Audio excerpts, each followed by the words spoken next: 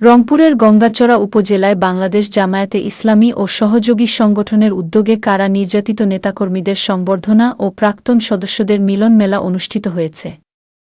শনিবার ১৪ ডিসেম্বর গঙ্গাচড়া উপজেলা শাখার কার্যালয় মাঠে এ অনুষ্ঠান আয়োজন করা হয়।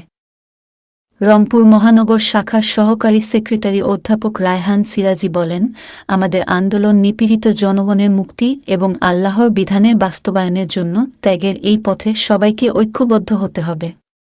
অনুষ্ঠানে সভাপতিত্ব করেন গঙ্গাচড়া উপজেলা আমির মাওলানা নায়েবুজ্জামান এবং সঞ্চালনায় ছিলেন উপজেলা শাখার সেক্রেটারি মাওলানা সাইফুল ইসলাম।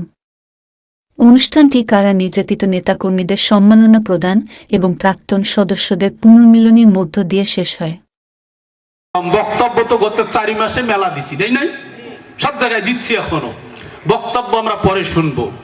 আপনাদের এই অনুষ্ঠানটা আমরা করতাম হলরুমে, মাল্টিপারপাস হলরুমে অথবা মডেল স্কুলে।